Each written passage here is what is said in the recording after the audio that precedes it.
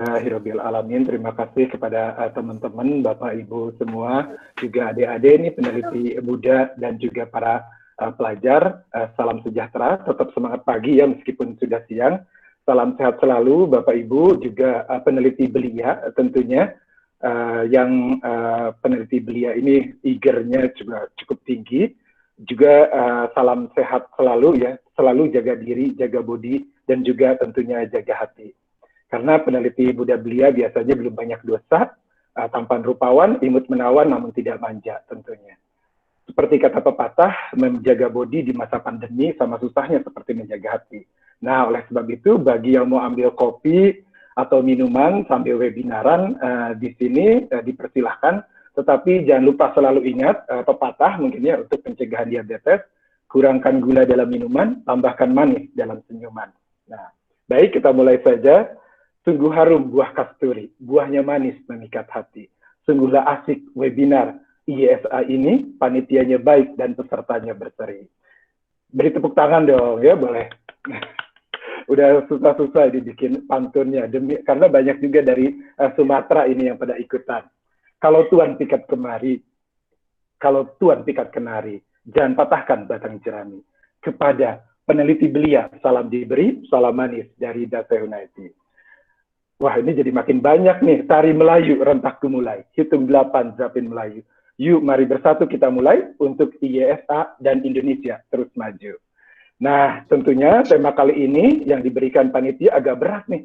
Berat banget mungkin ya. Dan memang lebih berat menyimpan rindu sih, apalagi memendam ragu, mengungkapkan atau terus berdiam, kadang bingung juga, bertahan atau terus biarkan berlalu, bikin bingung juga. Nah, tema yang pertama adalah GMO, yang kedua adalah nanti tips beasiswa. Yuk kita ini buka materinya. Wow, GMO mungkin, wah dengar katanya tuh udah agak-agak menggelitik gitu ya GMO. Sebelum masuk ke GMO, mungkin ada yang tahu dulu tentang bioteknologi, boleh dibuka mic-nya sebentar. Apa itu bioteknologi? Karena kesan dari katanya bioteknologi, aduh, wah, dari katanya tuh keren banget gitu ya, dari katanya sendiri gitu. Nah, ada yang mau jawab apa itu bioteknologi? Sebenarnya definisi bioteknologi itu sangat banyak sekali ya, tetapi misalnya dari berdasarkan, ada yang mau menjawab tuh tadi? Dipersilahkan. Salah satunya memanfaatkan organisme. Nah, betul sekali, 100 untuk Ibu. Nanti hadiahnya bisa diambil kapan waktu ya Bu ya, kapan-kapan aja. Baik, bioteknologi betul sekali, salah satunya adalah memanfaatkan organisme atau mikroorganisme. Nah, di sini bioteknologi sebetulnya dari katanya simply just technology using bio. What is bio? Bio means living organism. Jadi segala teknologi yang menggunakan living organism, termasuk salah satunya mikroorganisme tersebut, merupakan bagian dari bioteknologi. Baik itu menggunakan mikroorganisme atau organisme-organisme lainnya juga yang maksudnya makhluk hidup digunakan, nah itu sebagai bioteknologi. Fermentasi adalah salah satu bentuk bioteknologi. Kita telah mengenal fermentasi sejak dulu kala, dari mulai zaman nenek moyang juga sudah ada fermentasi. Nah, itu merupakan bagian dari bioteknologi. Nah, sebagai bagian yang lainnya yang akan kita bahas kali ini, mungkin lebih ke pengantar dulu di sini, tidak terlalu detail, karena kalau detail terkait dengan GMO bisa jadi 3 semester ya, belum tentu beres untuk membahas GMO tersebut. 3 semester berarti 1,5 tahun ya. Nah, GMO sendiri dari katanya tadi sudah dibilang, apa coba GMO? Genetic Modified Organism. Nah, betul sekali. Tapi ada teman-teman yang menganggap bahwa GMO itu seperti gagal move on. Seperti sekarang misalnya stay home, tandanya diem aja di tempatnya, gagal move on. Nah, ini bukan gagal move on di sini, tetapi lebih ke genetically modified organism. Oke, apa yang kita dibahas di materi GMO ini? Apa sih itu GMO? Tadi juga sudah sebagian mungkin ada yang sudah tahu, atau Bapak Ibu yang sudah tahu mungkin ini materinya jadi merefresh lagi. Nah, yang kedua, selain yang kedua, mengapa mesti GM sih? Mengapa tidak pakai pemuliaan konvensional saja? Misalnya, mengapa tidak pakai perkawinan silang saja? Misalnya, kenapa mesti menggunakan GM teknologi? Nah, manfaatnya, karena mungkin lebih banyak berita-berita ini di Google atau di segala macam ini lebih banyak terkait dengan informasi-informasi yang kurang begitu baik misalnya, atau tidak berimbang informasi tersebut. Nah, kita lihat dulu manfaatnya, apa aja sih manfaat dari GM-Tech ini. Terus kenapa misalnya belum bisa diterapkan, apa sih yang menjadi keraguannya, kesimpulannya. Mungkin Bapak Ibu di sini melihat, wah ini kayaknya orangnya pro GMO. Saya tidak mau mengubah pola pandangan Bapak Ibu terkait dengan atau pro kontra atau segala macamnya, hanya memberikan informasi di sini saja ya. Maksudnya informasi, nanti setelahnya toh keyakinan atau misalnya ada pertanyaan dipersilahkan atau digali menjadi, waduh saya pengen tahu lebih banyak nih tentang GMO. Nah gali terus, tetapi jangan lupa informasinya tentunya harus berimbang ya, tidak hanya yang negatif saja, tetapi juga yang positifnya diulik lagi, karena hampir publikasi terkait GMO itu melebihi dari 3.000 jurnal terkait GMO tersebut. Nah, apa sih sebenarnya GMO, atau kalau jamaknya GMOs, Genetically Modified Organism, karena biasanya relatif banyak yang digunakan. Nah, apa sih sebenarnya GMO? Apakah misalnya ada gambar-gambar, misalnya kalau zaman dulu kan, bagi Bapak Ibu mungkin bagi generasi milenial mungkin sudah tidak kenal lagi kalau dulu ada lagu dari Bruri Marantika misalnya. Tandanya lagu-lagu zaman dulu atau penyanyi-penyanyi zaman dulu atau pencipta zaman dulu tuh sudah memprediksi nih akan ada GMO seperti misalnya lagu Semangka Berdaun Sirih, nggak tahu judul lagunya apa ya. Nah, ada juga misalnya Musang Berbulu Domba, do peribahasa zaman dulu juga ternyata orang Indonesia tuh sebenarnya sudah memprediksi akan teknologi masa depan, Musang Berbulu Domba. Atau misalnya peribahasa-peribahasa lain, menggunting dalam lipatan gitu. Nah, itu berbeda lagi ya dengan GMO. Kita bukan mau belajar bahasa Indonesia tentunya. Nah, apakah GMO ini yang seperti ini? Nih, yang Musang Berbulu Domba, atau Semangka Berdaun Sirih, itu tandanya artinya orangnya, kalau Musang Berbulu Domba artinya orangnya palsu ya. Nah, kalau di sini misalnya GMO, kalau misalnya dicari lagi di Google, yang keluar adalah image-image seperti ini. Aduh, misalnya apel sama pir yang dihektar atau disatukan, atau misalnya keju, kok bisa di dalamnya keju, di luarnya adalah apel, atau misalnya seperti lagu tadi misalnya semangka, tahu-tahu luarnya adalah apel. Nah, seperti atau banyak sekali informasi-informasi yang merupakan hoax. Seperti zaman sekarang juga mungkin lebih banyak hoax yang perlu kita filter. Nah, harusnya yang dicari di Google juga harusnya Google Scholar, artikel tentang GMO-nya sendiri. Tidak hanya Google Image saja. Takutnya yang muncul keluar Google Image adalah informasi-informasi seperti ini. Nah, apakah kita terekspos misalnya dengan GMO? Apakah kita misalnya di Indonesia ini sudah terekspos dengan GMO, atau sudah pemerintahnya sudah aware juga dengan GMO. Nah, tentunya sudah banyak ya, ternyata pemerintah juga telah mengeluarkan terkait dengan GMO ini. Terkait dengan GMO ada banyak sekali peraturan-peraturannya terkait dengan GMO. Saya hanya mencantumkan di sini yang terbaru saja. Nah, di sini ada peraturan pemerintah nomor 21 tahun 2015 tentang keamanan hayati produk rekayasa genetika. Di sini ada definisi terkait dengan modifikasi genetika atau terkait di GMO itu, Genetically Modified Organism. Tapi namun dibahasakan Indonesia adalah sebagai modifikasi genetika, yaitu modifikasi langsung gen suatu organisme menggunakan bioteknologi tadi ya. Bioteknologi, teknologi yang menggunakan living organism, yang meliputi teknik asam nukleat in vitro. Jadi asam nukleat mungkin pada kenal ya, DNA, RNA, atau fusi sel dari dua jenis atau lebih organisme. Nah, di sini ada yang mesti di-highlight, di luar kekerabatan taksonomis. Di luar kekerabatan taksonomis. Maksudnya di luar kekerabatan taksonomis itu boleh tidak satu spesies, atau misalnya boleh tidak satu genus, misalnya genus biji-bijian atau genus padi-padian. Nah, ini boleh di luar kekerabatan genus tadi, di luar kekerabatan spesies tadi. Juga terkait dengan produk rekayasa genetikanya ini atau organisme hasil modifikasinya juga diatur oleh Peraturan Kepala Badan POM tahun 2018. di mana perkanya yaitu nomor 6. Nah ini apa ya dimaksud pengertiannya tentunya ini saya hanya cuplik sedikit saja ya. Jadi bagi teman-teman atau adik-adik yang pengen lebih banyak tahu, tolong cek lagi, gali di situ atau peluang-peluang apa saja sih kok ternyata Indonesia bahkan sudah ada sekitar 13 aturan mengenai GMO ini dari sejak mungkin 20 tahun sebelumnya juga sudah diatur mengenai GMO.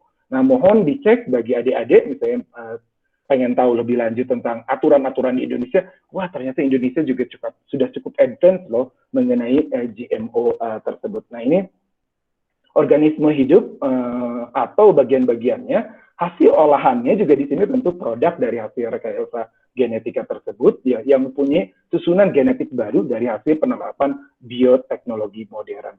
Karena di sini terkait dengan keamanan hayati, di sini juga tentunya di Badan POM juga mengatur terkait dengan food safety. Nah, misalnya Bapak Ibu ada yang bertanya, produk-produk apa sih misalnya yang terkait dengan GMO yang terekspos di masyarakat kita sekarang ini? Nah, mungkin Bapak Ibu juga dulu pernah dengar-dengar informasi, wah katanya sekarang sudah banyak nih produk GMO. Betul, Indonesia ini sudah cukup lama mengkonsumsi produk-produk GMO. Bahkan pemerintah pun mungkin sudah menginformasikan, karena di koran-koran atau segala macam juga sudah ada informasinya.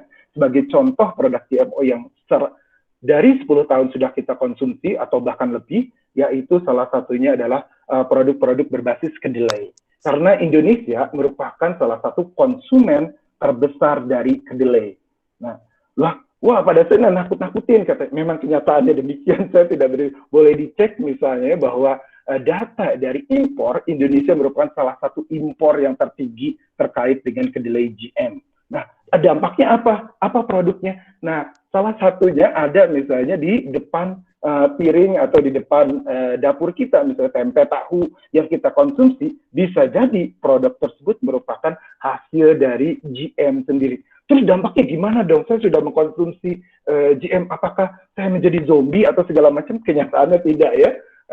Kenyataannya tetap baik-baik saja. Karena dari segi nutrisi, tempe GM maupun tempe dari kedelai biasa itu sama saja dari segi nutrisi.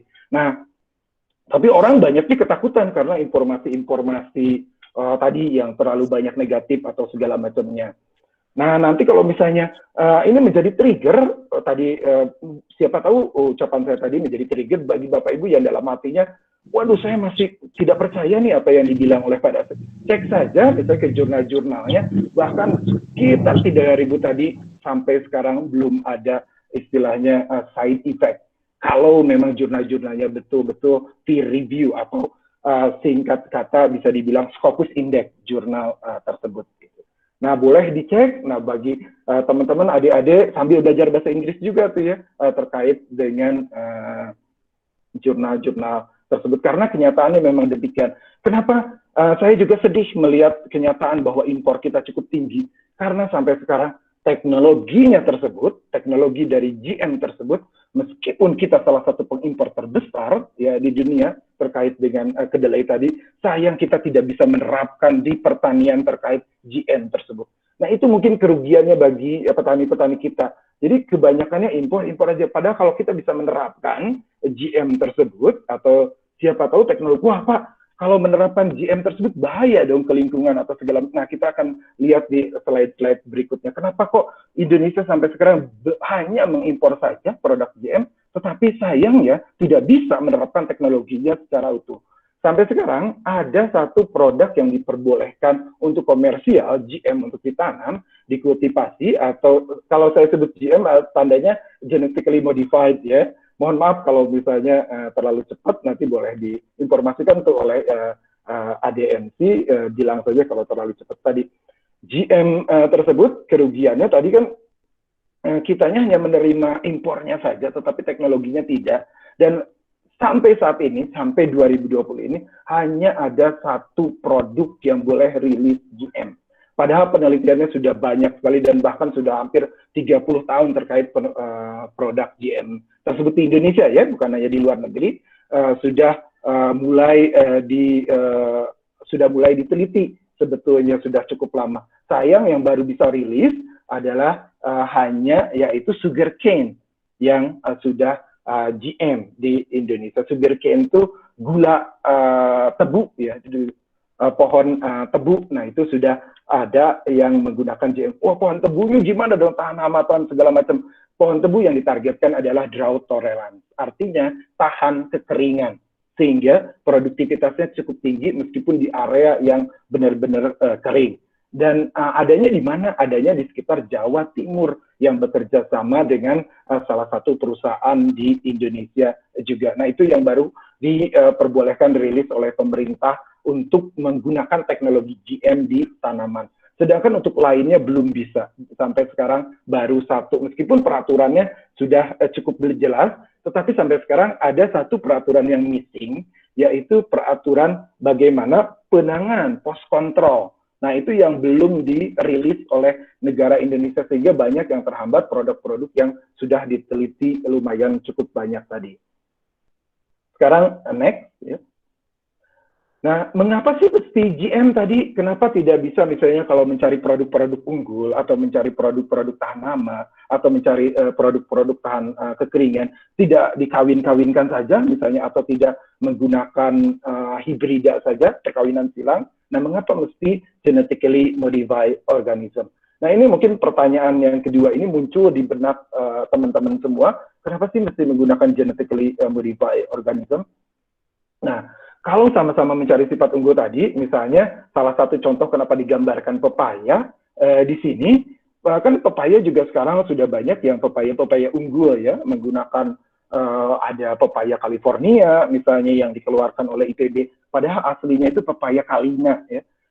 Nah, sebagai informasi, untuk mengeluarkan satu rilis dengan menggunakan konvensional biasa tadi, pepaya Kalina bukan hasil GMO ya, tapi hasil hibrida tadi untuk mencari sifat unggul. Ternyata kelemahan menggunakan perkawinan silang itu dibutuhkan waktunya yang cukup lama. Bisa jadi misalnya diteliti sekarang, dikawin-kawinkan silang, baru setelah pensiun, setelah menjadi profesor dan pensiun, baru rilis itu produk gitu. Nah, karena unggul harus diuji lagi, perkawinan lagi, turunan F1 lagi, mungkin bagi yang belajar biologi. Nah, bagi belajar adik-adik misalnya yang baru belajar biologi itu sampai dapat turunan yang betul-betul stabil itu bisa jadi berlama-lama sekali untuk mendapatkan kategori unggul. Memang ada beberapa produk yang bisa dengan cepat, terutama produk hortikultur, tapi untuk mencari sifat unggul yang stabilnya itu, nah itu agak cukup lama.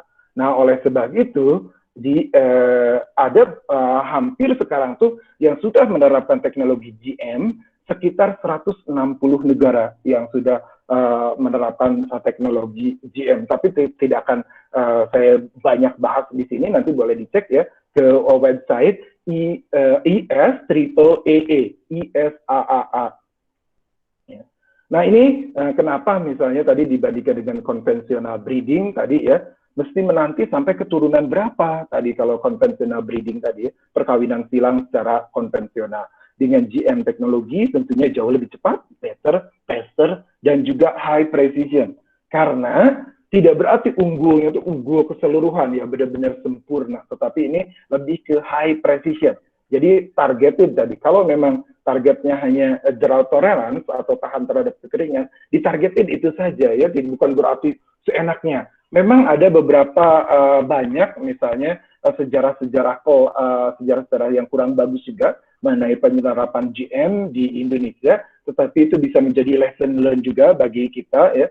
Nah ini akurasi dan targeted karena para petani pada saat itu menganggap bahwa ketika sudah GM, wah sudah dibiarkan, nggak usah dikasih pupuk, nggak usah disemai, nggak usah dirawat, ya udah biarin aja dia akan hidup unggul kok gitu. Kenyataannya tidak demikian ya. Nah makanya itu dari pengalaman yang salah tersebut ternyata GM tersebut hanya memiliki salah satu keunggulan saja, tidak mungkin sempurna secara keseluruhan.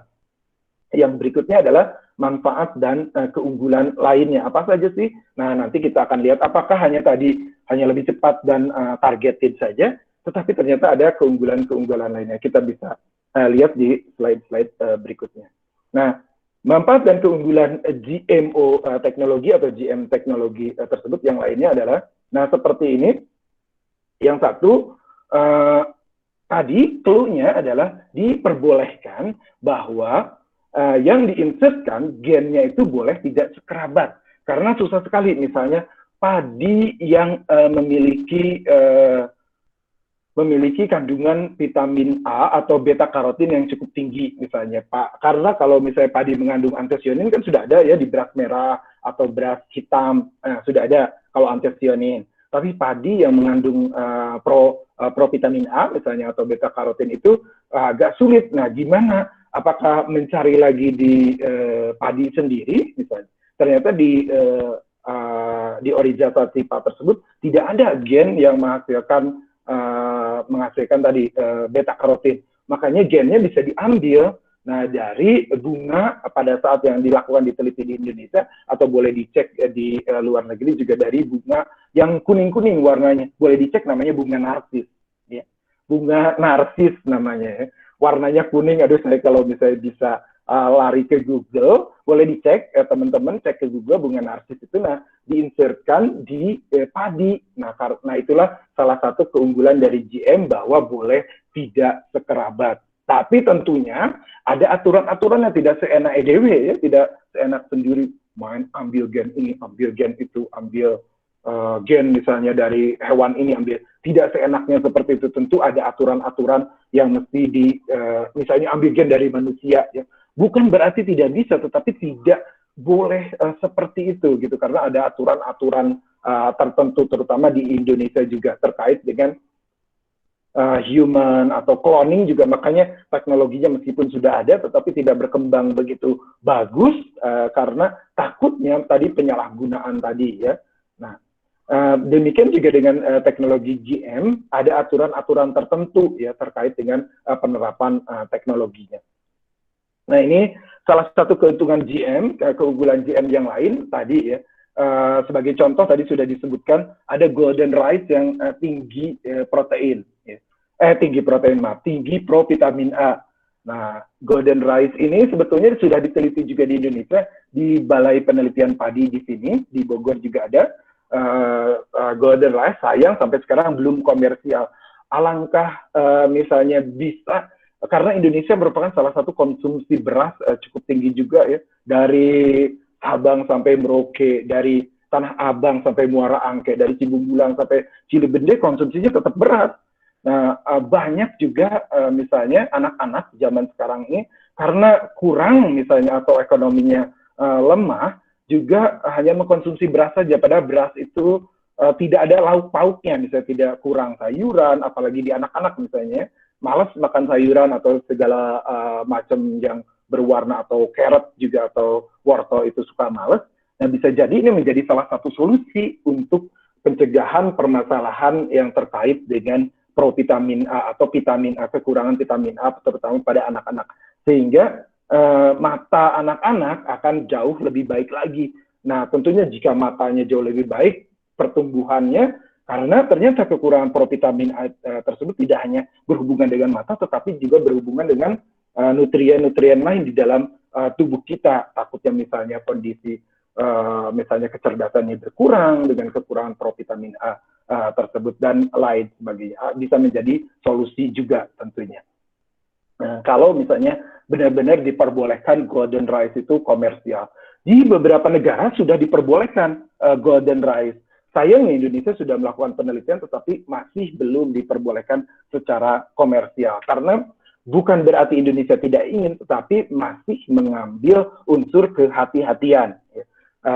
Di India sudah ada yang memperbolehkan untuk merilis golden rice tersebut ke masyarakat ya, yang mengandung provitamin A dan bisa mengatasi berbagai masalah terkait defisiensi vitamin A. Yang berikutnya adalah di Australia, canola yang biasa digunakan juga untuk minyak ya di sana ternyata diperkaya dengan omega 3 sehingga masyarakat yang mengkonsumsi minyak tersebut juga cukup tinggi dengan omega 3-nya. Karena kalau misalnya menargetkan olive oil saja harganya juga berapa. Tapi kalau misalnya mereka produksi di canola dan pertinggi vitamin omega 3-nya, nah ini juga sudah dikomersialkan di Australia. Ada juga misalnya omega 3 pada kedelai, ini di Amerika. Nah, ini kalau terkait dengan jagung yang ditingkatkan produksi asam amino esensialnya atau lisin ini ada di Jepang. Nah, produksi kenapa misalnya jagung tersebut ditambahkan?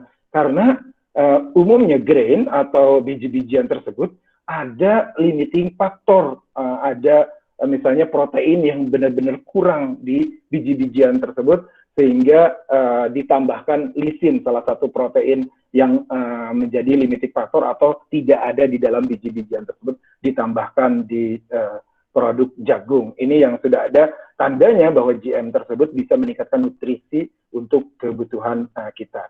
Yang berikutnya adalah ini menjawab kebutuhan konsumen, tentunya GM teknologi. Sebagai contoh, misalnya di sini ada anti-browning apple atau Arctic apple. Ini sudah dikomersialkan di Kanada, ya. Sebagai contoh, kalau misalnya anak-anak membawa bekal apel ke sekolah, tahu-tahu belum sejam aja atau masih setengah jam, apelnya sudah mengalami pencoklatan atau browning reaction akibat adanya enzim polyphenol oksidase. Waduh, ini jadi kuliah tentang pangan ya, tapi tidak apa-apa, memang kenyataannya seperti itu, karena reaksi tersebut ketika ada oksigen, PPO-nya ketika dibelah apel tersebut akan langsung serta-merta cepat sekali untuk menjadi pencoklatan. Nah, itu akibat enzim yang ada di dalam apel tersebut. Nah, sekarang sudah ada anti-browning apple, Arctic apple. Kenapa misalnya Kanada sama Amerika memperbolehkan anti-browning apple tersebut? Karena anak-anak di Kanada dan di Amerika itu obesitasnya cukup tinggi. Mereka membawa bekalnya adalah cookies atau biskuit.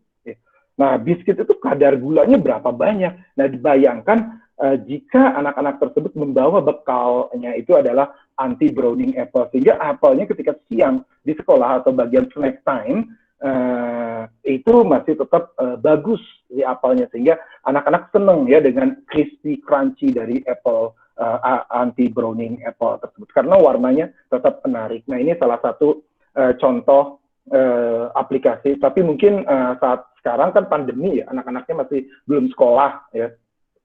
Nah, ini anti-browning apple ternyata sudah komersial, boleh dicek ya di Google, namanya Arctic apple, anti-browning apple, diperbolehkan di Kanada dan di Amerika. Nah, ini ada juga misalnya ada teman-teman atau sebagai contoh misalnya angkatan-angkatan saya, generasi apa ya, bukan generasi X juga, kayaknya lebih tua lagi kali ya. Nah, keinginan untuk menolak tua atau anti-aging. Nah, kadang kan kita berusaha membeli segala macam terkait dengan anti-aging, padahal di sini bisa kita mengkonsumsi misalnya high antioksidan apple, red inside, red outside. Waduh, ini kesannya romantis, tandanya tidak menipu ya. Apel di luarnya merah, di dalamnya juga merah. Nah, ini polifenolnya tandanya tinggi. Karena kadang di Indonesia, kebanyakan kita membuka apel luarnya ya, takut, ini dikasih lilin apa, dikupas jadi. Padahal itu cukup tinggi ya antioksidan di kulit apel tersebut. Nah, ketika kalau misalnya apel di dalamnya merah, di luarnya merah, nah di dalamnya juga masih tetap tinggi antioksidannya. Yang berikutnya adalah wheat, high fiber. Kalau wheat itu terigu ya. Nah, kalau misalnya menganggap bahwa terigu tersebut, terigu nggak ada sehat-sehatnya sama sekali. Nah, kita usahakan tidak hanya dari semolina, karena kalau misalnya menggunakan semolina atau hard wheat, atau misalnya wheat yang keras, nah itu memang cukup tinggi fibernya, tetapi tidak bagus ketika diaplikasikan ke dalam roti. Nah, ini dengan adanya high fiber wheat, tetap teksturnya sama, ininya sama, dan juga misalnya ini sudah rilis ya di beberapa negara high fiber wheat tersebut. Yang berikutnya di negara tetangga kita yang sudah rilis delaying softness papaya. Papaya yang tertunda, istilahnya yang lama untuk menjadi lembek atau bengek papayanya tersebut. Nah, jadi papaya tetap oke gitu ya, tetap crunchiness dari papaya itu tetap kuat. Nah, ini di Filipina sudah rilis, boleh dicek. Delaying softness papaya ini menjawab kebutuhan konsumen, karena kalau papaya yang mentah kan nggak enak, tapi kalau orang Sunda sih papaya mentah juga bisa dijadiin petis ya. Nah, cuman kan kalau misalnya untuk beberapa konsumen juga ada yang tidak menyukai papaya mentah. Nah, ini delaying softness papaya ternyata sudah ada di Filipina. Nah, ini sudah dirilis di Filipina. Nah, ini sebagai salah satu contoh tadi menjawab kebutuhan konsumen. Kebetulan ini produk yang saya teliti ketika penelitian di Italia. Ya. Ini apel di dalamnya merah, di luarnya merah, red inside, red outside. Nah, ini tinggi antioksidan. Bagaimana caranya? Insersi dari antosianinnya di gen MIB10. Ini juga tentunya diujikan secara sensori dan diujikan juga bagaimana rasa dari apel tersebut. Ada juga memang apel-apel yang merah secara istilahnya, karena kalau bisa di Indonesia kan jenis apel itu masih sangat sedikit ya. Padahal apel itu di dunia diperkirakan sekitar 7.000 jenis dan baru diketahui oleh manusia sekitar 700 jenis ya apel tersebut. Nah, yang berikutnya membantu ini mengurangi alergen karena ada beberapa yang alergi juga terhadap salah satu misalnya komponen-komponen di dalam pangan tersebut. Misalnya di Jepang ada yang trigger mucosal immune tolerance to cedar pollen allergen. Nah, ini nasinya benar-benar dibuat anti alergi gitu. Mungkin bertanya-tanya, wah ini akibat gara-gara teknologi nih akhirnya. Bukan seperti itu, karena memang kondisi lingkungan yang terlalu banyak polusi tadi ya. Mau tidak mau tetap akan trigger misalnya kondisi lingkungan tadi, misalnya adanya bayi-bayi yang lahir tersebut, ada sifat alerginya ya, akibat kondisi lingkungan yang kurang begitu sehat. Yang berikutnya, salah satu terkait juga dengan lingkungan adalah pemanasan global. Nah, bisa jadi GM tersebut merupakan jawaban bagi pemanasan global. Karena kenyataannya pemanasan global itu diakibatkan oleh apa? Pemanasan global diakibatkan oleh land clearing atau pembukaan lahan. Wah, semuanya dibaku hantam, misalnya forest segala macam demi produksi bahan makanan. Akibatnya adalah global warming tadi ya, akibat pembakaran hutan. Nah, salah satu solusinya adalah intensifikasi pertanian dengan menggunakan GM tech tadi. Ya. Nah, ada juga yang sudah diaplikasikan ini tebu yang tahan terhadap kekeringan. Nah, ini sudah diterapkan di Indonesia. Ya. Yang tebu terhadap yield-nya juga cukup bagus meningkat. Apalagi keuntungan GM tadi sudah ya. Ini mungkin produknya tidak ada di kita. Nah, ini yang cocok juga. Karena Indonesia tuh banjir, lebih banyak Jakarta aja banjir. Jangan-jangan di Jakarta, di wilayah-wilayah aja kalau lihat berita, kadang suka sedih ya melihat banjir. Terus sedihnya tanaman-tanaman tersebut juga ikutan gagal panen akibat banjir tersebut. Nah, ini dengan adanya GM, akibat pancaroba cuaca, ya kadang juga pancaroba cuaca itu mengakibatkan pancaroba suasana hati, ya termasuk. Nah, ini tak hanya kekeringan, ternyata si beras tersebut, misalnya ini yang sudah diteliti adalah plat sorelan berupa beras sabuan. Nah, ini boleh, sabuan ini ternyata bisa tahan terendam di air sampai 28 hari. Nah, ini sayangnya di Indonesia juga masih belum rilis, meskipun untuk uji-uji lapangannya sudah ada dan betul-betul difungsikan bisa tahan 28 hari.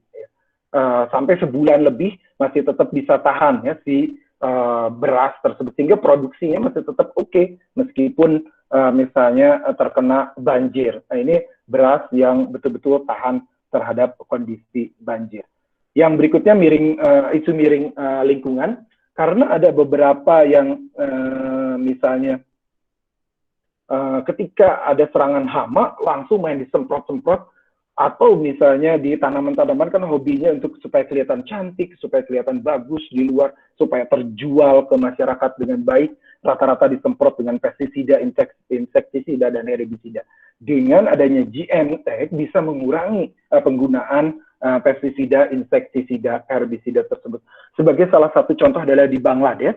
Bangladesh adalah salah satu konsumsi terbesar untuk eggplant ya, atau terong yang ungu yang besar tersebut. Pada saat itu mereka juga petaninya cukup produksinya cukup mengandalkan kepada terong tersebut, sampai ada anak kecil yang mengalami keracunan akibat penggunaan pestisida di petani tersebut, anak dari petani tersebut keracunan pestisida saking seringnya menggunakan pestisida tersebut. Akhirnya Bangladesh memperbolehkan ya dan India untuk mengeluarkan GM brinjol ya terkait dengan si terong tersebut, dan sampai sekarang produksi mereka juga cukup baik ya, terkait dengan si terong tersebut. Dan itu salah satu keuntungan, dan penggunaan pestisida menurun sampai sekitar 80% akibat penggunaan GM brinjol tersebut atau GM dari eggplant tersebut ya, atau terong. Nah ini tadi contohnya sudah dijelaskan, boleh dicek di Google di Bangladesh ini, bahkan juga si Prime Ministernya sangat senang sekali dengan hasil yang ada akibat pengurangan penggunaan jumlah pestisida dengan adanya GM teknologi. Yang berikutnya adalah tadi ya, bisa high karena intensifikasi menjawab tantangan food security, terutama pada masa pandemi ini juga ya, harusnya dengan adanya GM teknologi, penduduk semakin banyak, food security ini bisa terjawab juga ya, jumlah penduduk karena semakin sesak tentunya. Nah, juga sustainability, salah satunya dengan combination good agricultural practices, GMO ini juga bisa menjadi alternatif solusi, karena dengan land clearing, membuka lahan pertanian, akibatnya biodiversity-nya juga berkurang. Ternyata yang membuka lahan itu juga banyak oknum-oknum pengusaha tentunya, tidak hanya petani-petani kecil, karena akibat tadi ya pembakaran lahan untuk menjadi lahan pertanian tadi, akibatnya biodiversity-nya berkurang. Oleh sebab itu lebih baik intensifikasi pertanian dengan menggunakan GM tadi. Yang berikutnya secara ekonomi, waduh mahal dong gitu ya. Bagaimana modern teknologi tidak cocok untuk petani? Apakah petani kita masih tetap bisa untung? Harusnya tentunya memang tidak bisa sendiri, petaninya dibantu dengan kebijakan atau policy juga dari pemerintah, dan istilahnya Kementerian Pertanian atau Dinas Pertanian bisa selalu membantu petani. Tadi ya, petani bisa mendapatkan keuntungan lebih dari GM, pestisida menurun, produktivitas meningkat, kombinasi dengan agricultural practices yang bagus, hasilnya tentunya profit yang lebih untuk petani kita. Lalu bagaimana lagi nih tambahannya? Terus kenapa belum bisa diterapkan sampai sekarang? Apa keraguannya? Apakah Indonesia, kenapa sih di Indonesia tuh masih belum bisa diterapkan? Tentunya memang banyak ya permasalahan-permasalahan, termasuk salah satunya adalah policy Indonesia atau kebijakan negara Indonesia sendiri yang harusnya bisa mengurangi impor dan menerapkan teknologinya sendiri di dalam Indonesia, tidak hanya mengimpornya saja. Nah, kalau saya dari sendiri sih pengen segera misalnya di Indonesia tuh penerapan GM itu tidak hanya dari satu komoditi saja, tetapi bisa untuk komoditi lain demi menjawab permasalahan bangsa. Aman nggak sih kalau dikonsumsi untuk kita? Nah ini pertanyaan yang paling banyak. Food safety-nya bagaimana? Apakah aman banget? Ini dari FDA ya, Food Drug Administration juga sudah approve, tapi tidak hanya FDA ya.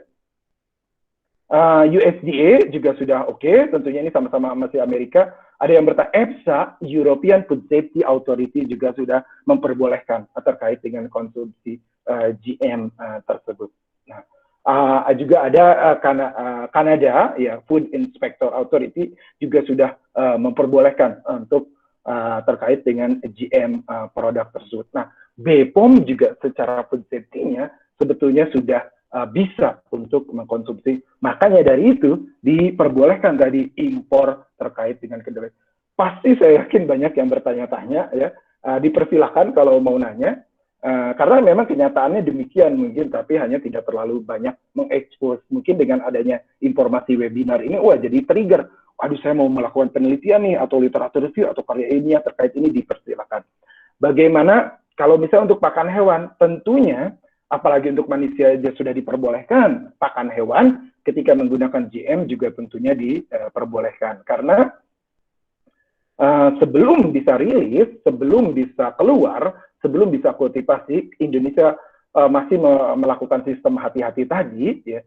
Karena ini Kalau untuk lingkungan gimana? Aman juga nggak? Malah mengganggu ecological balance karena tadi ya.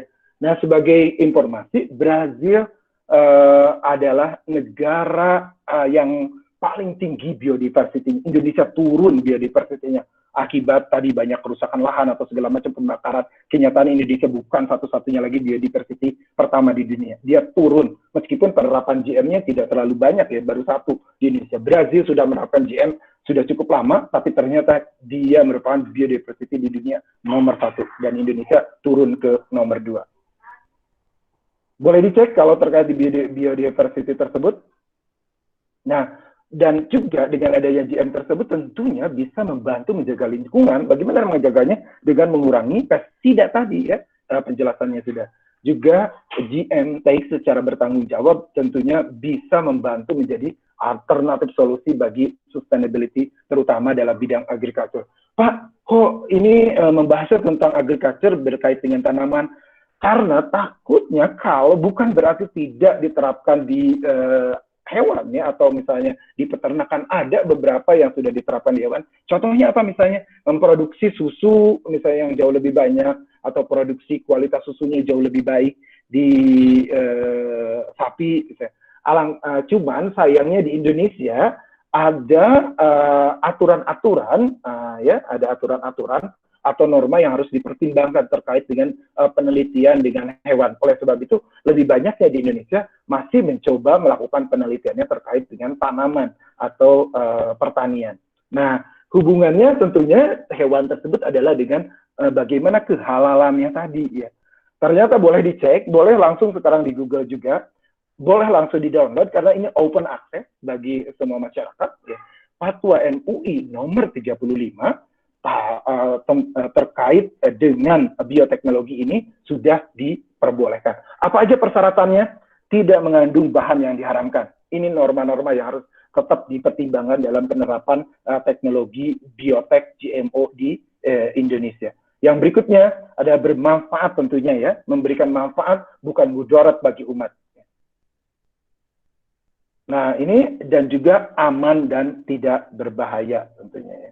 Nah, kalau tidak percaya boleh dicek ya, sekarang langsung sambil misalnya Bapak Ibu mendengarkan webinar ini langsung ngecek ke Google-nya bahwa sudah diperbolehkan sejak tahun 2013.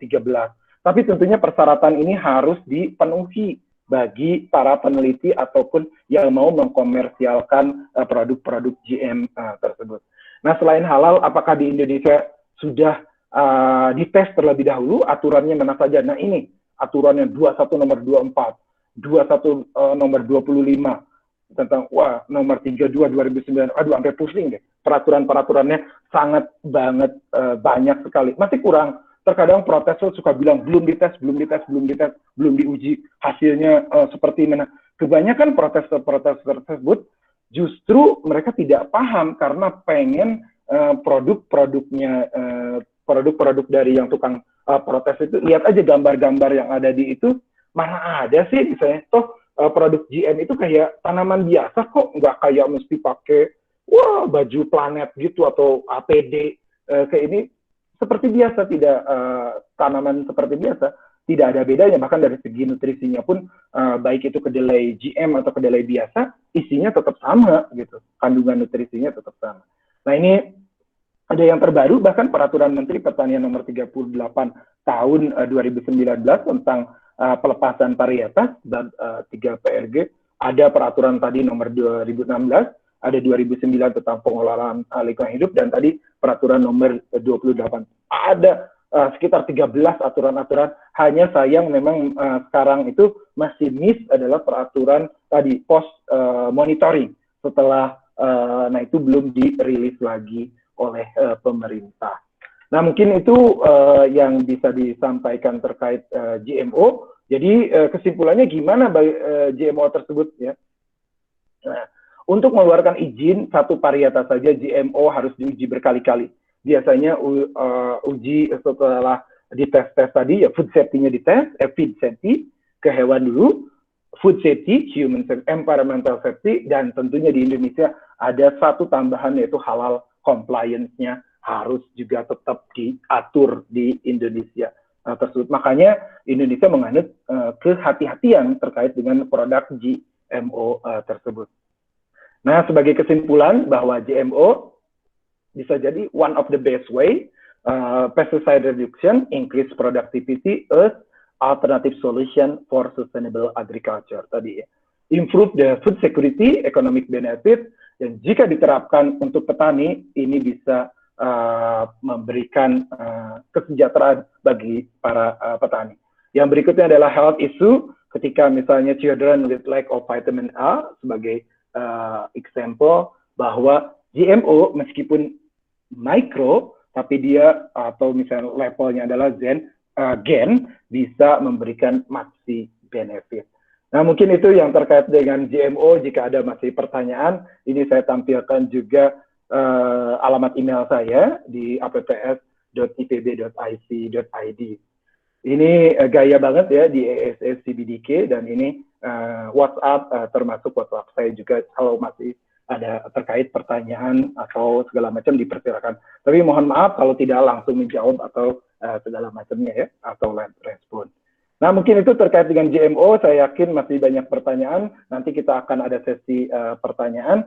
Nah, sekarang masuk mungkin yang ditunggu-tunggu ya, yaitu tips and trick beasiswa. Saya stop dulu berarti. Mana? Stop. Nah, udah ya?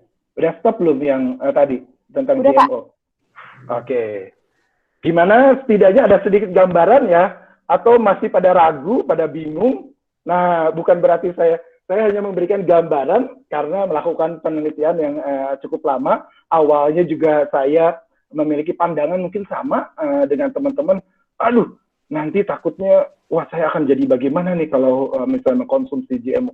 Saya bagaimana, takutan segala macam, ketakutan. Aduh, saya nggak mau konsumsi tempe, saya nggak mau konsumsi tahu. Nah, tadinya juga seperti itu, tapi dengan lebih banyak tahu, dengan lebih banyak membaca, akhirnya bisa lebih berimbang mungkin ya. Jadi bisa jadi karena tadi masih ada, waduh, rasa ingin tahunya sangat tinggi sekali. Bisa jadi ini adik-adik atau teman-teman, aduh pengen tahu, saya tidak ingin mendengarkan apa kata Padase ini. Saya pengen tahu, dipersilahkan sekali. Karena kenapa? Ini menjadi peluang penelitian bagi adik-adik. Peluang penelitian bagi adik-adik. Kenapa? Karena kalau penelitian terkait ini tuh pusing. Biasanya orang-orang bule itu nggak mau yang pusing-pusing kayak gitu. Peluang untuk mencari beasiswa. Bahkan di Jepang, isi orang-orang yang ngambil bioteknologi termasuk S1, isinya ini orang-orang Indonesia semua. Tanya kepada Mbak Yuli itu, isinya yang apply ke Jepang, ngambilnya pasti bioteknologi, food, functional food, karena orang-orang Jepang sendiri pusing dengan urusan-urusan kayak gitu. Ini jadi peluang bagi materi berikutnya ya, untuk mendapatkan beasiswa. Oke, kita cari untuk yang beasiswa yang kedua. Ini mana versi?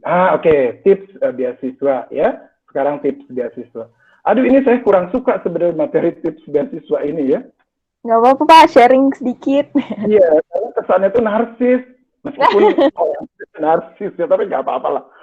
Sedikit siapa tahu bisa berbagi ya. Karena narsis itu lebih gampang loh daripada nesis ya, menulis tesis. Nah, bagi teman-teman yang sedang menulis tesis, sudah tahu tuh bagaimana susahnya menulis skripsi atau tesis, lebih gampang narsis. Nah, oke. Saya berbagi sedikit aja tips beasiswa ya, siapa tahu. Nah ini, ini ada gambar-gambar narsisnya sengaja ya, memang itu tipikal sayanya. Nah ini outline-nya, yang pertama adalah A Story of My Life. Tadi ini kayak lagu aja, A Story of My Life. Yang kedua tips, dan yang ketiga implementasi. Yang berikutnya tadi tanya jawab yang sudah ditunggu-tunggu mungkin sama teman-teman semua. Ini tetap background-nya ada gambar saya menunjukkan bahwa saya hobinya itu jalan-jalan ya, jelong-jelong gitu istilahnya, jena-jeni, jalan ke sana, jalan ke sini gitu ya. Tapi ada satu di setiap jalan-jalan, saya bukannya menargetkan ke suatu tempat, tetapi saya harus menargetkan melihat universitas di kota yang saya datangi tersebut. Itulah biasanya target saya ketika mengunjungi suatu wilayah. Apapun yang dilakukan harus melihat universitasnya bagaimana. Nah kita lihat story of my life mungkin. Nah ini background saya, tadi juga sudah disampaikan. Secara kebetulan entah gimana, ini SMA-nya Ini sebelum ke kuliah ya, sebelum kuliah SMA-nya adalah SMA kecamatan atau SMA kampung, yaitu di Cibadak. Makanya emailnya ini DASH Cibadak, ini sebenarnya bukan gaya-gayaan di ESSCDK ya. Ini sebenarnya artinya Dase Hunaipi Cibadak. Nah, tandanya dari dulu sejak kuliah tersebut orang banyak menganggap bisa, wah ini dari kota Sukabumi. Karena saya nggak mau disamakan dari kota, saya maunya Cibadak yang menjadi kota, padahal kampung Cibadak tersebut ya. SMA-nya pun SMA kecamatan, salah satu kecamatan yang ada di Sukabumi. Nah, sebagai cerita gimana caranya ini bisa sampai ke Bogor nih ya, S1-nya ke Bogor, ini S1 di Bogor, S2-nya di Brisbane, S3 di Berlin, S4-nya kalau boleh dibilang S4 itu di Bolzano. Semua kotanya ini dari B. B atau B4, basa-basi busuk banget. Nah, biasanya disingkat ya, tapi B4 di sini adalah Bogor, Brisbane, Berlin, dan Bolzano. Itu by accident ya, atau sebenarnya bukan direncanakan ya, tetapi mungkin flow-nya seperti itu. Allah memberikan, alhamdulillah Allah memberikan jalannya seperti itu. Karena di sini mungkin clue-nya tadi tips beasiswa adalah bermimpi. Bermimpi, dream is your engine. It's not about just dreaming. You have to make your dreams come true. Dari sejak kecil, meskipun misalnya pada saat itu zaman kecil kan, umur kecilnya seberapa ya, masih pada saat itu saya tidak punya televisi apapun. Sampai SD itu tidak ada televisi. Bahkan sampai SMP pun mungkin tidak punya televisi sebagai salah satu. Tapi saya suka numpang nonton ke tetangga ya. Suka numpang nonton ke tetangga. Kalau nonton film, ada film tersebut kan rata-rata di zaman kecil juga film-film kalau dari barat itu dengar-dengar bahasa asing tuh kayaknya gimana gitu.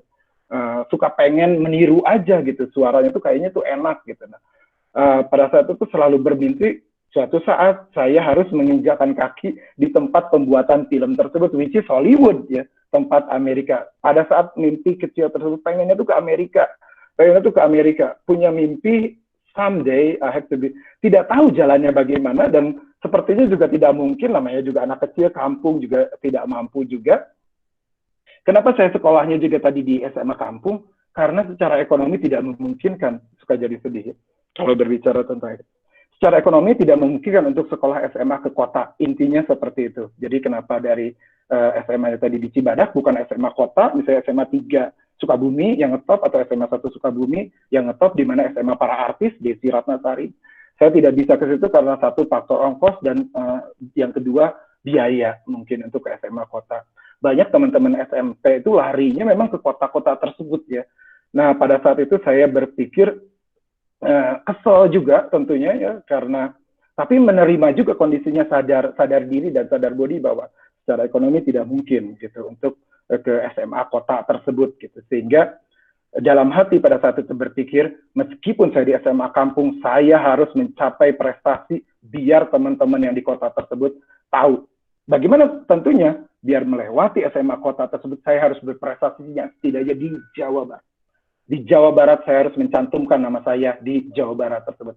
Akhirnya dengan kekesalan tersebut, dengan mungkin rasa iri sama teman-teman yang sekolah di kota, tentunya mendapatkan jauh lebih baik fasilitas dari mulai laboratorium atau segala macam. Akhirnya saya berhasil mewujudkan impian saya tersebut akibat kesalahan tersebut, menjadi juara di SMA-nya sampai ke level Jawa Barat. Saya tidak tampilkan di sini takutnya karena terlalu lama. Saya menjadi pada saat itu di tahun 1996 adalah juara seleksi Olimpiade Matematika se-Jawa Barat.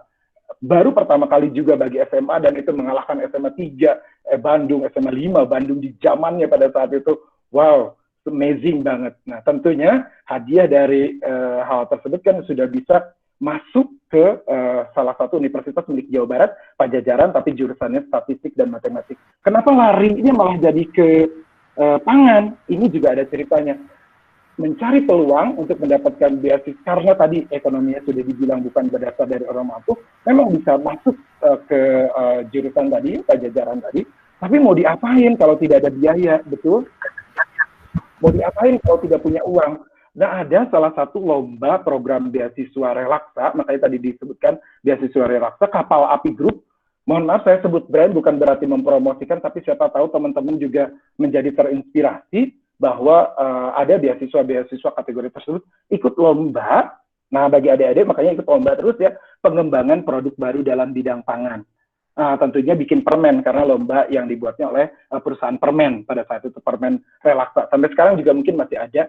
Pada saat itu bintang iklannya adalah Cornelia Agatha. Waduh, zaman siapa ya? Tahun 96. Akhirnya berhasil memenangkan lomba tersebut dan mendapatkan beasiswa, tapi ada syarat dari beasiswa tersebut bahwa saya harus masuk ke teknologi pangan IPB. Akhirnya, karena untuk mengambil beasiswa tersebut, akhirnya saya masuk ke teknologi pangan Institut Pertanian Bogor. Nah, disitulah saya karena sadar diri, sadar bodi, saya tidak bisa istilahnya dengan kondisi ekonomi yang terbatas, jalani. Tapi tentunya dengan hati menjalaninya juga. Meskipun misalnya awalnya tidak tahu apa sih itu teknologi pangan, apa itu misalnya teknologi, mau jadi apa teknologi pangan pada saat itu juga tidak paham, tetapi dijalani dengan hati dan menikmati meskipun shock pada saat ke teknologi pangan. Awalnya kan di SMA sudah menjadi juara-juara tuh sampai Jawa Barat. Pas masuk ke IPB di teknologi pangan tersebut, ternyata I am not the best. Saya bukan yang pertama, saya bukan yang terbaik di situ. Saya hancur lebur, berantakan di situ. Ternyata masih banyak orang-orang pintar lain di situ. Masih banyak di atas saya, karena di atas langit selalu ada langit. Ya, apakah saya harus meratapi diri pada saat itu atau harus nangis bombay ketika melihat kenyataan teman-teman yang lain jauh lebih pintar? Tentunya tidak ya, tetap bergaul dengan teman-teman juga ya. Tapi tetap menerima bahwa saya sadar bahwa sekarang saya bukan di SMA Cibadak lagi, SMA kampung, tetapi di kampus yang tentunya ranking itu tidak menjadi yang utama. Harus ranking 1, harus jadi juara umum, tidak selalu seperti itu. Tapi pada saat itu saya mengalami gangguan psikologis karena dibenturkan dengan orang-orang pintar yang lainnya. Di situ sangat berat, tetapi kita harus berhasil menerima kondisi tersebut dan bersaing dengan orang-orang pintar yang lainnya, bukan berarti malah menjatuhkan diri kita, tetapi tetap bertahan dengan semampunya tentunya ya. Nah, setidaknya dengan kisah-kisah ini, makanya tadi bisa bercerita, saya bisa memberikan dengan judulnya Aspire to Inspire Before You Expire. Nah ini, karena ada suatu kisah, the good teacher tells, the better teacher explain, the superior demonstrate, the best, and the greatest teacher inspire. Dan siapa tahu bisa memberikan inspirasi. Tadi ya, ini kenapa ditampilkan yang ini, karena beberapa banyak yang di-delete setelah rehearsal. Nah ini memberikan informasi bahwa masuk 98, kuliah di IPB dan lulus di 2002 dan langsung bekerja pada saat itu. Di sini ada clue-nya, tadi sudah cerita ya bahwa saya bukan yang terbaik, IPK saya bukan yang paling bagus di situ, tapi saya punya strategi tersendiri pada saat kuliah juga. Meskipun IPK-nya tidak ya di tengah-tengah, tidak bagus-bagus banget, tapi masih tetap oke. Saya punya cara tersendiri. Kalau saya tidak bisa menjadi lulusan terbaik, tapi saya harus dapat gelar yang terbaik, masih tetap bisa dapat. Gelar yang terbaik itu bagaimana caranya? Karena di kuliah bukan berdasarkan ranking, tentunya terbaik di angkatan, tetapi berdasarkan siapa yang lulus lebih cepat. I'm not the best, but I'm the first to get out from the university. Saya lulus di 2002 dan langsung bekerja, dan saya bisa berhasil mendapatkan juga predikat the best graduate pada saat itu, karena lulusnya dengan kakak-kakak kelas yang telat-telat, bukan dengan teman-teman seangkatan yang IPK-nya tinggi-tinggi. Mohon maaf, ini juga bukan menjadi trik, tapi setidaknya bukan salah juga kan kalau di kampus, kalau lulus lebih cepat. Biasanya teman-teman itu yang penelitiannya susah-susah, lulusnya itu 4,5 tahun sampai 5 tahun, kalau dulu ya. Nah, saya berhasil lulus dalam waktu lebih cepat dibandingkan dengan teman-teman yang lain, agar wisudanya bisa mendapatkan predikat tadi. Nah, targetnya seperti itu, karena punya prinsip, I'm not the best, but I'm the first to come out. Karena ini bisa jadi tadi salah satu untuk mendapatkan beasiswa atau dengan predikat tersebut bisa menjadi salah satu target untuk mendapatkan beasiswa ataupun mendapatkan kerja lebih cepat. Tidak lama untuk mendapatkan kerja karena ada in-campus recruitment di Ajinomoto pada saat itu, di kampus juga, jadi langsung bekerja di tahun yang sama di bulan September. Nah, tentunya pada saat itu tidak kepikiran tuh untuk sekolah, tapi impian ke Amerika itu masih tetap ada. impian pengen keluar negeri itu masih tetap ada gitu ya setelah bekerja tersebut. Impian untuk keluar negeri itu masih tetap ada. Ya. Impian keluar negeri masih tetap ada, bekerja di perusahaan Jepang juga tahu, sadar gitu ya. Ternyata ini bekerja di perusahaan Jepang ini cukup ketat gitu ya. Harus datang sebelum bosnya datang, harus pulang setelah bosnya pulang. Kayaknya kok kayak gini amat ya kerja di perusahaan Jepang pada saat itu berpikir, karena masih muda belia, mungkinnya darah muda ya kayak gitu ya. Kadang suka agak kesel-kesel. Nah, pada saat 2005, ini bisa dilihat, ya saya menampilkan bahwa bahasa Inggris itu bukan segala-galanya untuk mencapai beasiswa tersebut, atau IPK tadi juga bukan segala-galanya untuk mencapai beasiswa tersebut. Ini bahasa Inggris saya hancur lebur berantakan. Ini ikutan tes bareng, kalau tidak salah bareng dengan programnya Q di kampus, Quality Undergraduate Education di 2005, dan saya merupakan TOEFL yang paling kecil, 428. Ini tentunya menjadi pecut bagi saya ketika misalnya teman-teman yang lain sudah siap berangkat ke luar negeri atau sudah mendapatkan beasiswa ke luar negeri. Ini gimana nih? TOEFL saya hancur lebur berantakan karena memang dari SMA kampung tadi, selama kuliah juga tidak pernah kursus karena kondisi ekonomi dan kesibukan mengajar bimbel. Pada saat kuliah juga belum sempat, memang terekspos Inggris sih lumayan selama kuliah karena bacaan-bacaannya lumayan cukup banyak bahasa Inggris. Dan teman-temannya juga pada jago-jago bahasa Inggris, tapi kenyataannya TOEFL-nya tetap hancur, 428. Tapi saya termasuk orang yang senang ngomong ya, karena bisa dilihat, meskipun TOEFL hancur karena tidak, tapi saya sering nonton TV, sering mempraktekkan apa yang dibicarakan di televisi tersebut. Nah, tetap untuk oral conversation, nilainya cukup tinggi, karena memang senang ngomong tadi ya. Sifatnya orangnya senang ngomong, sehingga untuk oral conversation tetap excellent di sini, meskipun grammar, structure. Bagaimana caranya untuk mendapatkan beasiswa gitu ya, dengan misalnya cara-cara bahasa Inggris hancur tadi. Nah ini tentunya tipsnya ya. Nah ini tipsnya, cerdik melihat peluang. Peluang apa saja yang ada pada saat itu, cari beasiswa, maksud peluang di sini mana sih yang paling memungkinkan, karena beasiswa di zaman itu tidak sebanyak sekarang ya, mungkin sekarang jauh lebih sulit, jauh lebih bingung mau memilih yang mana, saking begitu berjubalnya pilihan dari LPDP, dari negaranya sendiri, AusAid, dari Jerman, dari Amerika misalnya dengan Fulbright, dari Inggris dengan Chevening. Zaman dulu informasi tidak seperti sekarang. Zaman dulu boro-boro internet itu beredar dengan enaknya ya. Sudah ada sih, tetapi mahal gitu internet tersebut. Nah, ini cerdik melihat peluang mana yang memungkinkan. Tentunya sadar diri dengan kondisi yang ada. Kalau TOEFL-nya pas-pasan, cari yang paling minimum. Yang paling minimum itu mana? Jepang, yang paling minimum. Pada saat itu tuh ya, Jepang masih memperbolehkan TOEFL-nya 500. Sama satu lagi Australia. Kenapa saya tidak memilih Jepang? Karena saya pernah kerja di perusahaan Jepang. Ya sempat belajar bahasa Jepang, Hajime Mashite, Watashi wa Dasai Unaipi Bogor Karetimasa, kayak gitunya sih, untuk speak di kerjaan seperti Nihongo gitu sudah lumayan. Tapi saya tidak mau di situ karena saya tahu nanti kalau di Jepang saya tidak bisa santai kayak di pantai. Maksudnya gini, karena tahu kerjaannya berat sekali karena kebiasaan Jepang kan bekerja keras. Tapi saya karena cukup bekerja di Jepang hampir 3 tahunan, jadi saya mencari peluang negara lain. Oleh sebab itu pada saat itu saya pilih satu saja untuk master tersebut, yaitu beasiswa di Australia. Karena Australia menargetkan 500, tapi TOEFL-nya masih 428. Pada saat itu dalam waktu cepat, kursus TOEFL saja, saya tidak memungkinkan dong kursus grammar dari awal, atau misalnya nggak ada waktu. Karena usia juga sudah bekerja misalnya di luar, sudah bekerja juga cukup lama gitu, sudah hampir 26 tahun pada saat itu ya. Dan saya pikir kalau misalnya kursus bahasa Inggris dulu, waduh bisa berabad-abad nanti kuliahnya gitu. Nah, jadi cari kursus langsung yang cepat, ya udah kursus TOEFL aja gitu. Tentunya kalau misalnya ambil IF, ambil segala macam, mohon maaf nih, mahal. Kalau misalnya di tempat kursus tersebut, gimana caranya? Saya tentunya mencari misalnya guru ataupun dosen bahasa Inggris yang betul-betul mau dengan apa adanya, misalnya ini saya adanya segini, waktunya bisanya seperti ini karena tentunya masih sambil bekerja juga. Jadi belajarnya tuh lebih fleksibel dengan salah satu guru di IPB juga, guru bahasa Inggris.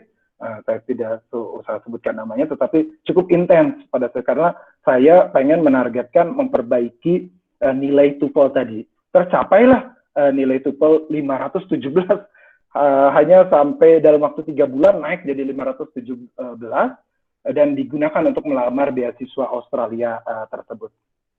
Nah itu ya tadi kisahnya, cerdik mencari peluang. Yang berikutnya adalah sering-seringlah belajar tadi ya, berlatih, dan jangan lupa juga berdoa. Minta doa kepada orang tua, minta izin, istilahnya bahwa sekarang sedang berusaha, terus-terusan kepada mama, kepada papa, ini yang terpenting karena apapun usaha yang kita lakukan tanpa ada ridho orang tua itu sangat berat sekali. Izin karena takutnya ada orang tua agak keberatan misalnya anaknya kalau pergi ke luar negeri, agak keberatan kalau misalnya anaknya jauh-jauh dari kita. Nah, mohon dikasih penjelasan agar paham orang tuanya bahwa di luar negeri itu seperti ini, ikuti apa kata orang tua. Meskipun pada saat itu memang impian saya tadi ke Amerika, tapi ibu tentunya karena sering melihat film perang-perang juga di Amerika tidak mengizinkan untuk ke Amerika gitu, untuk ambil beasiswa Amerika atau segala macam. Saya mengikuti karena ridho orang tua itu juga yang paling utama tentunya ya. Nah, yang berikutnya adalah cari informasi sebanyak-banyaknya mungkin. Informasi apapun gitu. Apa sih dari misalnya kalau dulu sih dari mailing list, zaman sekarang sih enggak mungkin ya. Cari informasi di Google, zaman sekarang bisa juga di universitasnya, misalnya ngecek masih ada beasiswa, apalagi sih masih di backup. Jadi tidak hanya dari satu sumber, form aja beasiswanya, bahasa Inggris aja misalnya, tapi betul-betul dicari informasi juga yang sebanyak-banyaknya. Yang berikutnya adalah mintalah rekomendasi dari dosen. Ya. Nah ini tentunya harus benar-benar berbaik hati kepada dosen, harus tetap menjaga hubungan, atau misalnya dari guru Anda, atau misalnya dari kepala sekolah, atau siapapun, misalnya mintalah rekomendasi, ini terutama bagi yang keluar negeri, mintalah rekomendasi dari dosen. Ini penting untuk melihat performance kita ketika kuliah, atau misalnya ketika masih kuliah itu bagaimana gitu performance-nya. Nah itu inikan dengan baik-baik ke dosennya dibicarakan. Nah yang berikutnya pelajari bahasa asing. Kenapa ini penting? Pelajari bahasa asing tadi ya salah satu faktor utama misalnya agar sampai lolos beasiswa adalah dengan belajar bahasa asing. Tapi kalau bahasa Inggris sih mungkin biasa ya, tetapi kalau misalnya apply beasiswa DAAD atau Jerman, kalau hanya mengandalkan bahasa Inggris saja, no way. Anda juga harus sedikitnya tahu bagaimana misalnya berkomunikasi dalam bahasa Jerman, setidaknya untuk conversation di awal lah, untuk misalnya Guten Tag atau segala macam, menunjukkan effort Anda mengetahui tentang karakter atau kultur dari negara yang Anda targetkan, negara yang teman-teman targetkan. Nah ini makanya pelajari bahasa asing, maksudnya di sini tidak hanya bahasa Inggris, tetapi juga bahasa lainnya. Apakah mempelajarinya harus dengan kursus? Tidak tentunya. Sekarang kan di YouTube juga sudah banyak channel-channel terkait dengan bahasa Jerman, terkait dengan bahasa, kalau Jepang ya setidaknya belajar sedikitlah bahasa Jepang, minimal buat tadi bahasa basi itu ya, minimal buat conversation di awal, menunjukkan bahwa Anda benar-benar eager untuk berangkat ke negara yang ditargetkan tersebut. Nah, yang berikutnya adalah implementasinya bagaimana nih? Implementasi dari tadi informasi segala macam. Nah ini implementasinya. Buat daftar beasiswa yang kamu minati. Jarang biasanya ini dibikin listnya ini. Biasanya, ya udah sekali dapat informasi, download aja. Tapi tanpa dibikin list biasanya nih. Nah buat daftar beasiswa yang kamu minati. Apa saja yang ingin ditargetkan? Ya. Ketika memang menargetkan Fulbright, ya tulis Fulbright, Chevening, DAAD. Misalnya. Nah ini dituliskan daftar beasiswa yang betul-betul diinginkan. Nah, kalau bisa sih dipilih salah satu saja dulu, gitu ya. Anggap ada salah satu target utama, gitu. Target utama yang ditargetkan itu utama, yang lainnya menjadi cadangan. Juga jangan terlalu semuanya asal gitu di-download, asal diisi, dikirimkan. Nah, tidak demikian juga. Nah, dibikin list, tandanya juga menunjukkan list priority, tahu kapan deadline-nya, tahu kapan akan dibukanya, tahu kapan mulai dibukanya. Nah, seperti itu. Yang berikutnya adalah jangan lupa juga, ini mungkin juga yang dilupa oleh sama teman-teman, pahami visi dan misi organisasi pemberi beasiswa. Nah, ini sangat penting untuk memahami visi organisasi pemberi beasiswa itu, karena untuk mengisi formulir beasiswa kita main asal aja, merasa wah yang penting sesuai dengan prodi yang kita pilih, yang penting sesuai, tanpa menyamakan visi dan misi organisasi pemberi beasiswa. Misalnya kalau AusEd, apa sih misi AusEd untuk tahun ini? Gitu. Apa sih misi DAAD untuk tahun ini? Mohon dicek. Jadi dibaca secara detail informasinya tersebut, visi dan misinya itu apa? Inline kan visi dan misi tersebut dengan isian beasiswa kita. Nah, ini yang banyak terlupa oleh teman-teman yang biasanya cuma nanya-nanya, ini gimana sih isiannya, ada contohnya enggak dari kakak kelas sebelumnya. Nah, biasanya selalu pengen tahunya kayak gitu tanpa melihat visi dan misi di tahun opening beasiswa tersebut. Dan ini penting sekali ya, pada saat pelaksanaannya, implementasi harus di-inline-kan dengan isian beasiswa kita. Yang berikutnya, kebanyakan ini dibutuhkan motivation letter. Motivation letter itu menunjukkan bagaimana motivasi kita. NZEDRS, New Zealand Doctoral International Research Scholarship, ini membutuhkan, AusEd membutuhkan, Fulbright membutuhkan motivation letter, apalagi Chevening membutuhkan motivation letter. Kebanyakan kita main contek aja di Google, aduh ini kata-katanya bahasa Inggrisnya keren banget. Belum tentu yang keren itu diri Anda. Maksudnya, kenapa saya bilang seperti itu? Karena kemampuan bahasa Inggris Anda ketahuan ketika menuliskan, mana yang kalimat Anda asli, mana yang kalimat contekan. Jadi, buatlah betul-betul kalimat Anda sendiri, kemampuan bahasa Inggris Anda sendiri. Karena ini sangat penting, karena ketahuan orang yang membaca ini adalah native speaker yang biasanya ahli psikologi juga dari tim beasiswanya tersebut. Sehingga kalau misalnya mencetak dari Google aja, hanya copy-paste diganti nama kita, apalagi seperti itu, ya mohon maaf, bisa jadi kalau misalnya dipanggil, ya untung berarti ya, tandanya bahasa Inggris Anda juga sudah dianggap bagus misalnya, tidak ketahuan. Nah, ini kalau bisa bikin anti mainstream. Yang berikutnya tentunya ya, nah ini bikinlah motivation letter yang anti mainstream tadi ya. Jadi jadilah diri Anda sendiri gitu di sini.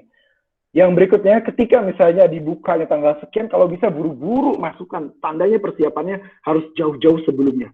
Jadi kalau bisa, misalnya sebelum dibuka aja Anda sudah mencari, karena relatif isiannya itu sama aja dari tahun ke tahun. Beasiswa itu, AusEd itu isiannya sama itu juga gitu. Hanya alangkah lebih baiknya kalian siapkan di Word-nya misalnya. Ketika dibuka, kalian udah siap semua dokumen dan lain sebagainya. Biasanya teman-teman yang lain itu mengumpulkannya di deadliner. Wah, di ujung-ujung udah mau, ada memang banyak yang beruntung. Kalau yang beruntung tandanya memiliki kemampuan yang berlebih. Kalau saya pada saat itu sadar diri tentunya ya. Sadar diri, bahasa Inggrisnya pas-pasan tadi, hanya 5.17 ya. IPK juga bukan berarti yang tertinggi, meskipun punya predikat tadi, best graduate gara-gara lulus lebih cepat tadi ya. Nah, tentunya karena ini beasiswa pertama yang saya lamar gitu ya, beasiswa AusEd tersebut, saya mengumpulkannya paling cepat di antara yang lain. Jadi ketika dibuka, saya udah langsung dimasukkan ke sana. Udah langsung dimasuk. Pada saat itu sih mungkin tidak seperti zaman sekarang ya, online. Zaman dulu saya bela-belain sampai ke Jakarta, ngumpulin sendiri, dan benar-benar melihat ada bukti penerimaan untuk pelamaran beasiswa AusEd tersebut di tahun 2005 akhir tadi ya, dimasukkan. Langsung ketika ada informasi pembukaan, langsung disetor beberapa. Kalau tidak salah sih dibuka hari ini, besoknya udah langsung ke sana. Karena ini menunjukkan effort bahwa saya sangat bersungguh-sungguh untuk istilahnya untuk mengikut. Karena susah, shortlistednya itu cut and paste. Mohon maaf, pengajuan beasiswa tersebut pada saat itu juga bisa sampai 3.500, 2.500 pelamar. Bahkan, wow, hari pertama aja ya udah sekitar 600-an kalau tidak salah yang masuk. Bayangkan kalau misalnya tidak buru-buru melamar, karena dibukanya kan untuk seluruh Indonesia. Bahkan di zaman 2005 tersebut diutamakan adalah wilayah Indonesia Timur. Wilayah Indonesia Timur dan perempuan. sedangkan saya laki-laki. Ya mau gimana gitu kan, harus akhirnya ngelihat istilah prioritasnya adalah Indonesia Timur, perempuan, saya di Barat, saya udah di Bogor, saya udah di Jabodetabek. Ini mau gimana menang gitu ya, kalau misalnya memang diutamakan untuk Indonesia Timur. Makanya dari itu ini bisa menjadi salah satu, karena cut and paste itu betul-betul. Mereka cut dari IPK, cut dari bahasa Inggris, karena pusing kalau lamaran banyak seperti itu ya. Bagi pemberi beasiswa, kebetulan juga akhirnya ikut-ikutan pernah juga menjadi salah satu panitia untuk memutuskan siapa yang diberikan beasiswa juga untuk beberapa beasiswa, terutama yang didanai oleh pemerintah Indonesia. Salah satunya ikut pernah untuk beasiswa yang dari IPB misalnya, sebagai salah satu contoh.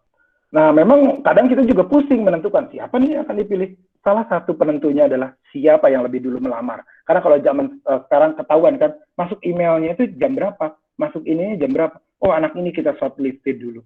Karena ini sudah memenuhi, bahasa Inggrisnya sudah oke, misalnya IPK-nya sudah oke, isiannya juga sudah oke. Nah, ini merupakan tips masukkan lamaran kamu lebih awal. Tandanya menunjukkan kesungguhan kamu dalam memilih beasiswa tersebut. Nah, be your true self, maksudnya be your true self ini lebih ke pada saat wawancara.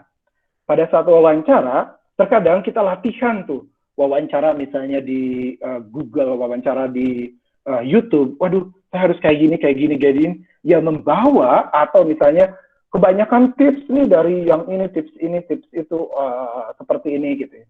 Padahal yang terpenting adalah be your true self tadi, bahwa pada saat wawancara, Anda jangan terlalu over exaggerated, jangan terlalu melebih-lebihkan, jangan terlalu memuji-muji, jangan terlalu ya biasa aja gitu. Intinya jadilah diri sendiri, jangan menjadi orang lain. Tentunya di sini penting juga grooming, tetapi grooming tadi maksudnya berpenampilan itu jadi diri sendiri juga. Ketika berkaca itu tanyakan, ini tipsnya ya pada saat wawancara, tanyakan, is this you gitu, apakah ini diri saya gitu, atau is this me gitu, cek lagi gitu, apakah ini benar-benar sesuai dengan karakteristik saya. Bukan berarti tidak sopan ya memakai kaos atau segala macam, tidak, tetapi yang betul-betul menggambarkan diri Anda sehingga pada saat masuk juga Anda tetap relax, meskipun nervous tetap ada. Jangan latihan terpaku pada YouTube ya, latihan wawancaranya, tahu-taunya ketahuan gitu, wah ini mah bener latihannya dari YouTube yang ini. Nah, biasanya suka langsung dicoret, karena masuk wawancara saja sudah suatu usaha. Karena cut and paste tadi ya, dari ribuan pelamar, biasanya di wawancara nggak mungkin ribuan, paling ratusan gitu ya. Nah, itu juga sangat berat untuk mencapai tahap wawancara tersebut.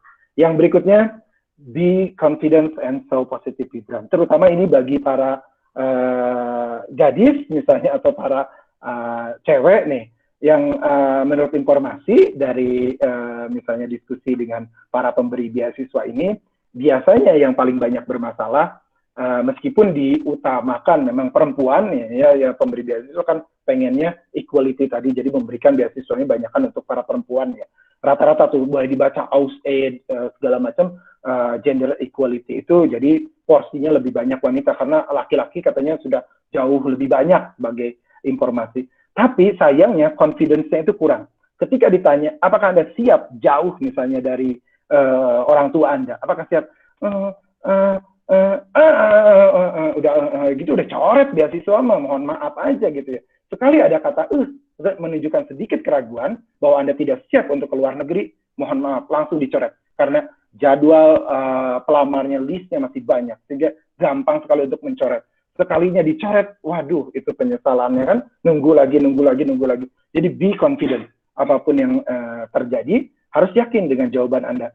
Juga so positive vibran, jangan sampai berkata jelek mengenai negara yang ditargetkan atau pemberi beasiswa yang kadang suka ditanya, karena tips and trick beasiswa tersebut biasanya suka menguji bagaimana tanggapan Anda tentang Jerman, bagaimana tanggapan Anda tentang Australia misalnya. Nah, kadang bukan berarti kita melebih-lebihkan, tetapi juga tidak menunjukkan negatif vibrannya tadi. Nah, yang berikutnya tentunya setelah segala daya dan upaya, tawakal dan jangan pernah berhenti. Wah, kata siapa misalnya saya tidak pernah mengalami kegagalan, tentunya gagal juga. Sebelum melamar DAAD tersebut, sebetulnya sudah ditolak dulu oleh 27 profesor. Ya, 27 profesor tidak ada yang menjawab email saya. Tidak ada yang, tapi terus-terusan gitu sampai dikomunikasikan lagi, minta maksudnya supervisor dulu yang S2-nya mengontak profesor di Jepang, di Jerman, atau misalnya guru kita di kampus yang merupakan alumni Jerman, mohon dong dikontak misalnya profesor ini supaya untuk membalas, karena salah satu persyaratan untuk mendapatkan DAAD adalah mendapatkan penerimaan dari profesornya pada saat itu untuk S3 ya. Sebagai informasi, 27 profesor itu tidak ada jawaban sampai di akhir hanya ada satu yang menjawab, dan itu dijadikan lamaran dan akhirnya bisa keterima. Tadi sebetulnya setelah dari Australia tuh saya melamar juga Fulbright ke Amerika dan melamar beasiswa-beasiswa lainnya ya. Tidak hanya di DAAD saja, karena memang pengennya sih ke Amerika tadi, hanya sayang tidak dilanjutkan karena restu dari orang tua yang lebih menginginkan, misalnya karena mungkin tidak paham bagaimana kondisi Amerika atau segala macamnya pada saat itu, jadi menginginkan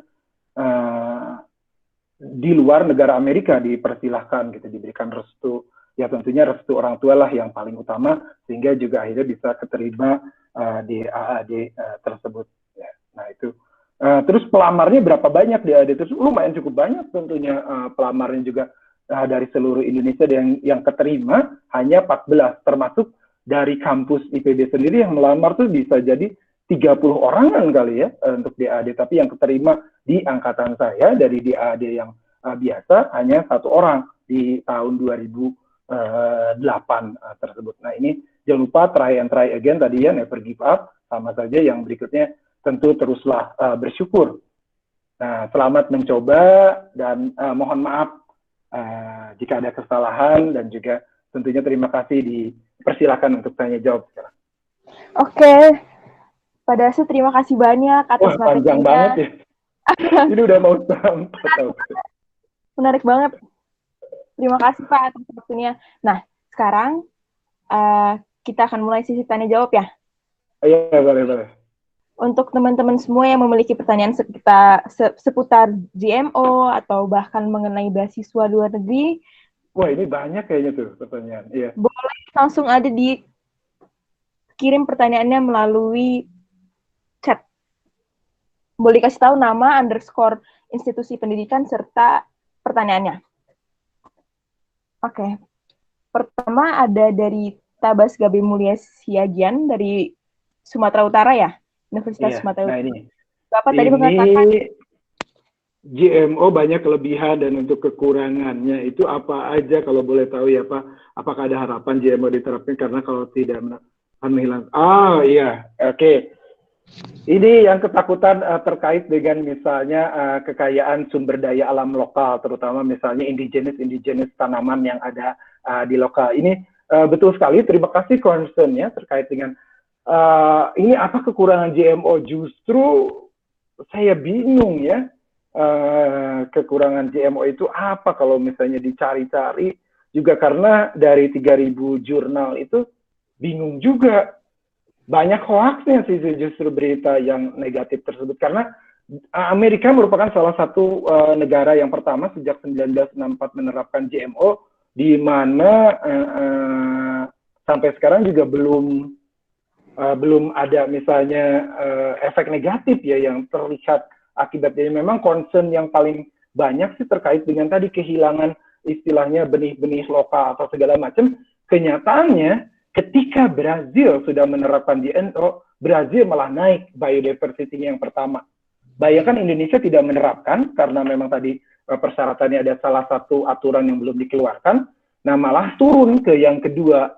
Nah, Indonesia malah turun biodiversity-nya sekarang di dunia tersebut. Brazil naik dengan menerapkan GMO. Tandanya GMO itu tersebut tidak mengurangi istilahnya kekayaan indigenous lokal. Justru karena ketahuan misalnya ya sifat-sifat unggulnya, justru kita juga bisa mengamankan indigenous lokal di Indonesia tadi, karena banyak tanaman yang belum termanfaatkan dan bahkan belum tergali apa keunggulannya. Dengan menerapkan sistem GMO tersebut, misalnya setidaknya tahapan awal untuk screening tadi ya, mana yang memiliki sifat unggul tadi, bisa jadi itu juga memprotek indigenous dari Indonesia. Maksudnya tanaman-tanaman lokal asli Indonesia juga bisa terprotek dengan penerapan GM tersebut. Jadi jangan hanya Indonesia tuh nunggu aja impor gitu. Nah, itu mungkin yang diharapkan. Nah, mohon maaf kalau kekurangannya justru saya juga bingung mencari, karena kalau misalnya saya nyatakan ini nantinya begini, karena tidak ada juga di literatur yang ada adalah dari berita-berita informasi mungkin yang karena kalau dari segi nutrisi ya itu kan tetap sama nutrisinya, baik itu yang GM maupun yang, kecuali memang nutrisinya ditargetkan berlebih tadi ya, ditambahkan atau diinsertkan berlebih. Jadi memang agak sulit untuk mencari kegunaan. Itu yang pertama. Ada lagi? Ada, Pak. Pertanyaannya. Oh, masih ada yang di bawah ya? Ya, ada yang Sabina dari Palangkaraya. Ini. Apakah ada tips and tricks? Anti mainstream itu gini, maksudnya tadi kan sudah disampaikan bahwa ketika, bukan berarti tidak boleh mencontek ya, tidak, boleh aja misalnya mencontek di Google, melihat, karena mungkin adik-adik atau teman-teman juga belum terlihat, tapi setelah membaca berkali-kali ditutup, itunya ditutup. Misalnya sudah membaca di Google ya, atau dibuka di laptop, di Google, sudah disimpan di download, sudah disimpan, tapi ketika menuliskannya, yang penting diingat tutup itunya Google-nya tersebut atau motivation letter punya orang lain itu tutup, gunakan kalimat Anda sendiri. Jadi bukan berarti tidak melihat ya, baca dulu yang punya orang lain kayak gimana, yang punya orang lain kayak gimana. Nah, ketika sudah dibaca semua, ketika sudah diinformasikan, jangan jadi dijiplak, diketik ulang, tidak. Justru tutup, gunakan bahasa sendiri sesuai dengan apa yang sudah kita baca. Nah, itu tips ketika menuliskan motivation letter. Samakan ke karakter diri kita. Apakah kita pada saat, karena kita sudah membaca kan motivation punya orang, nah ketika dituliskan, tidak melihat lagi tulisan orangnya itu gitu. Mau bahasa Inggrisnya salah, mau grammarnya agak sedikit salah, sesuaikan dengan kemampuan. Nah, kalau misalnya mau menggunakan grammarnya di Word, tidak masalah. Karena misalnya di situ kan ada pengecekan grammar check, tidak akan masalah. Karena pola bahasanya biasanya, kalau pola bahasa yang bukan native, ketahuan kok pola bahasanya tersebut. Sehingga, jadi, oh itu bahasa kita, meskipun dibenerin sama Word, misalnya grammarnya gitu. Nah itu tidak menjadi masalah kalau dibetulkan oleh Word. Tetapi kalau copy-paste dari punya orang, ketahuan biasanya. Nah itu mungkin tips motivation letter anti-mainstream. Setelah dibaca punya orang, tutup. Membaca punya orang, udah dipahami, udah dihayati, tutup. Samakan dengan diri kita dan tulis apa yang kita inginkan di motivation letter kita. Oke, jadi surat yang motivation letter yang baik itu adalah motivation letter yang jujur. Intinya kan. Iya, sesuai. Betul, iya. Pengecekan grammarnya ya dari ini aja, dari word-nya saja. Jadi jangan menggunakan, Oke. Lalu ada dari Guntur, dari Jambi. Menurut Bapak pribadi, apa potensi terbaik di Indonesia yang dapat dikolaborasikan dengan GMO? Nah, ini banyak sekali ya tadi potensi-potensi indigenous, tentunya bisa diterapkan dengan penerapan GM. Bukan berarti di Indonesia itu tidak ada penelitian GM, lumayan cukup banyak di Balai Bahasa Besar, terutama di Balitbangtan misalnya ya, atau misalnya juga di peternakan, di Balai Penelitian Peternakan juga ada terkait dengan GM tersebut sudah diterapkan. Jadi banyak sekali yang memanfaatkan juga indigenous lokal dari genetically modified organism tersebut. Oke, terima kasih Pak. Ada lagi ya ini? Oh ini. Dari Palembang. Ya, ini. Sebagai pengalaman ya, tadi kuliah-kuliah di luar. Kuliah di luar itu mungkin ada teman-teman juga yang sudah berusaha misalnya belum juga. sebetulnya kuliah di luar itu menurut saya jauh lebih gampang dibandingkan kuliah di dalam negeri. Karena pengalaman untuk S2 di Australia atau S3 di Jerman lebih susah S1 di Indonesia. Jadi paling susah yang mana misalnya? Ya paling susah ya kayaknya di Indonesia deh sewaktu S1 misalnya.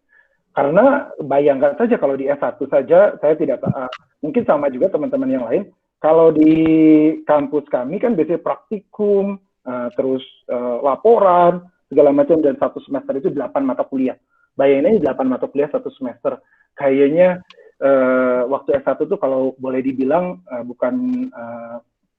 kalau boleh dibilang misalnya waktu S1 itu waktu untuk bermainnya itu sedikit. Karena mungkin sorenya saya mengajar bimbel, malamnya masih mengajar bimbel, jadi waktu bermainnya sedikit. Nah, pada saat kuliah di luar, itu justru pas mau ngambil mata kuliah banyak-banyak ya malah dilarang. Katanya, kamu maksimum ini 4, rata-rata tuh 3 ngambil mata kuliah. Jadi kadang saya kebingungan, ini mau ngapain lagi ya? Ini mau ngapain lagi ya gitu. Nah, malah kebingungan gitu, saking mau ngapainnya lagi. Yang kedua, biasanya di Indonesia tuh polanya lebih banyak adalah menghafal. Nah, mungkin itu ya. Jadi susahnya karena kan kalau misalnya tipikal saya tadi, orang itu jarang pengen menghafal seperti itu. Jadi ngapalin benar-benar detail itu jarang, bukannya berarti tidak mau, tetapi suka, bukan berarti tidak boleh menghafal ya. Cuman kalau di luar itu lebih banyak bagaimana pendapat kita, pola pikir kita, logic thinking kita. Jadi tidak usah terlalu berat-berat ngapalin berlembar-lembar halaman. Nah itu sehingga pada saat meskipun dengan menurut saya upayanya minimal masih tetap bisa berhasil kalau di luar.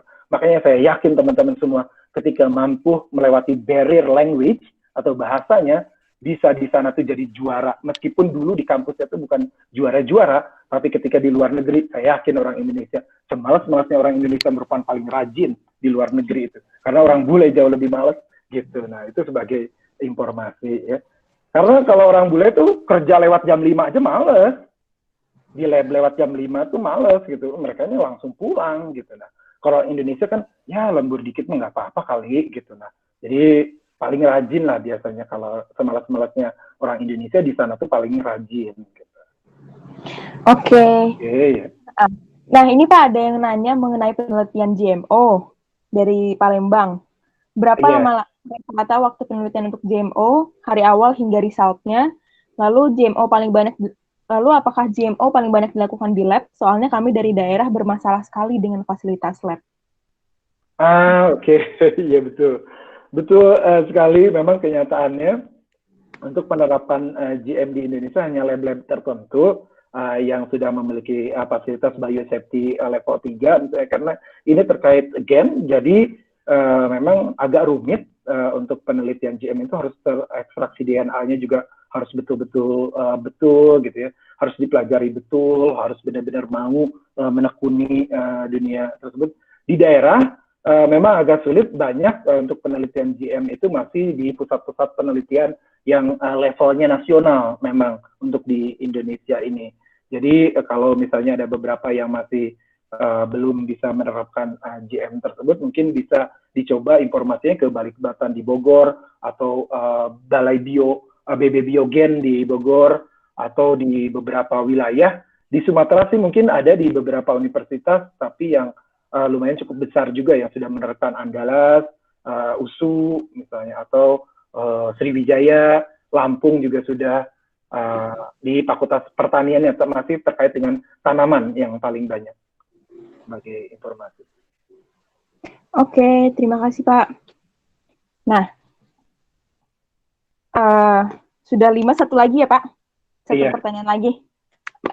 Mungkin bisa dari... yang mana nih? Yang IPB, Pak. Oh, yang IPB. Ini ternyata ada mahasiswa IPB juga ya.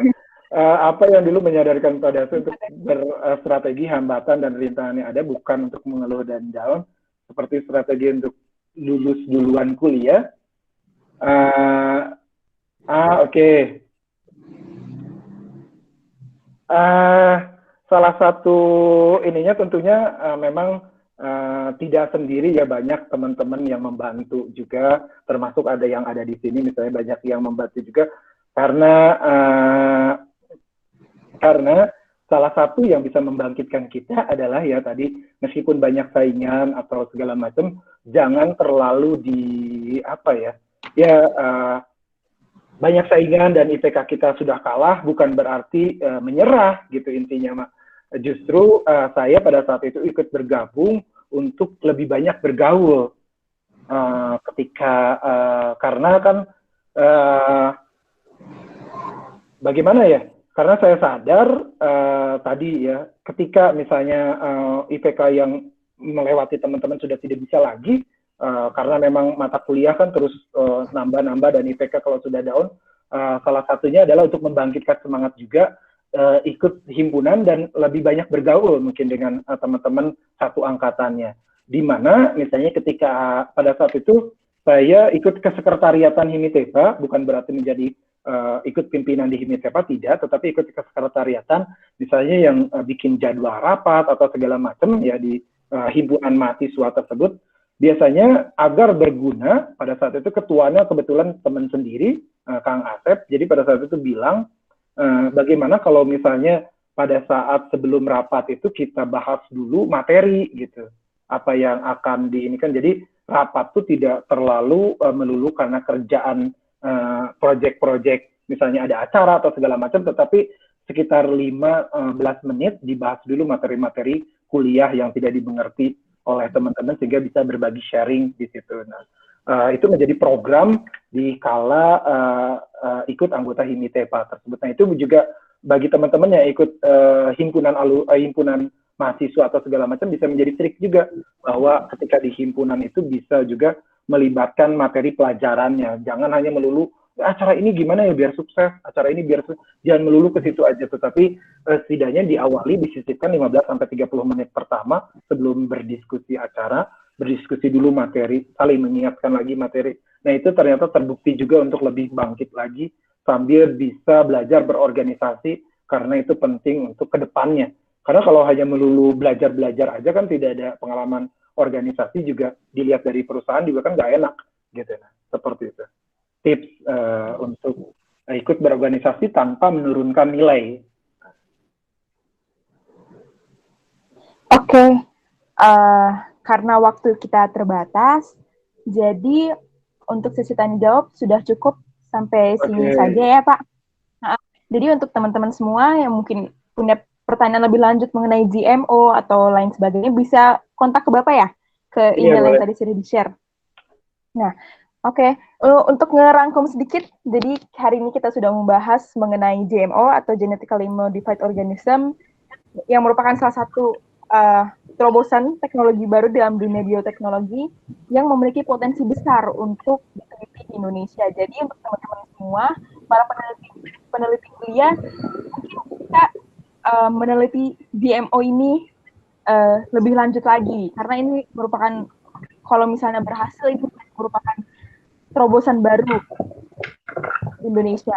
Lalu kita juga membahas mengenai tips and tricks dalam mendapat beasiswa, yang mungkin saya harap bisa menjadi motivasi untuk kita semua untuk belajar jauh. Jadi gak cuma di Indonesia saja, tapi kita juga bisa cari pengalaman di tempat-tempat lain. Nah, teman-teman, karena kita sudah di penghujung acara, saya sebagai MC mengingatkan untuk ikut challenge kita dan posting story dan feeds mengenai webinar kita, dan dibuat menarik mungkin karena kalian akan mendapat kesempatan untuk memenangkan kuota 50.000 untuk 3 orang. Nah, terakhir, teman-teman tolong link yang saya kirim di chat sekarang. Link ini harap diisi sebagai presensi dan sebagai bukti dapat disertifikat. Teman-teman, sekali lagi, sebelum webinar ini tolong diisi ya link yang sudah saya kirim dari web ini. Kalau jelas boleh kasih thumbs up. Oke, teman-teman jangan lupa diisi. Oke, Pak. Nah, jawab sudah selesai. Saya dari ISA, atas nama ISA mengucapkan terima kasih telah meluangkan waktu dan sharing mengenai ilmunya kepada kita semua. Terima kasih banget Kak dan kamu semua para hadirin yang telah hadir. Terima kasih sudah meluangkan waktu belajar lagi untuk mencari ilmu baru bersama ISA. Nah, okay. Kita ada dari ISA, Pak Denny.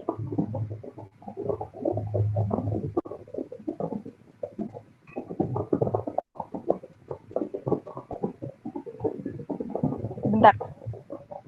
Sambil menunggu Pak Denny, mulai ya. Halo, Assalamualaikum. Oke. Pak Dase. Waalaikumsalam. Terima kasih banyak ya atas sharingnya di ISA. Semoga nanti bisa berkelanjutan pada seminar-seminar selanjutnya ya. Dan perlu diketahui bahwa Pak Dase ini adalah salah satu tim ahli ISA.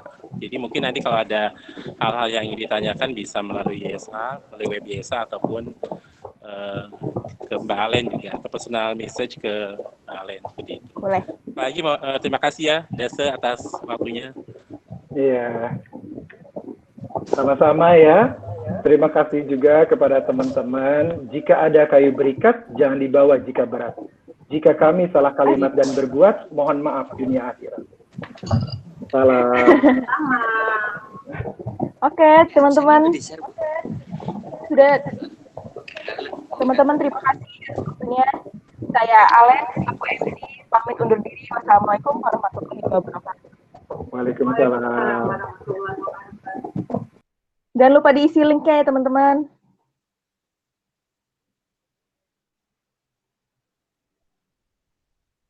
Yang sudah isi link boleh dipersilahkan mematikan webinar ini.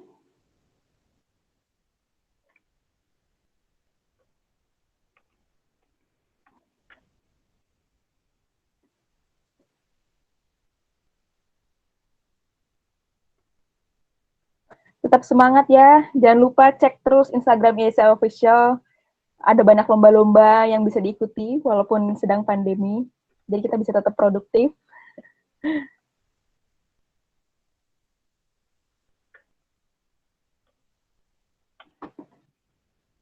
Terima kasih semuanya. Terima kasih, Bu. Dadah. Selamat beraktivitas.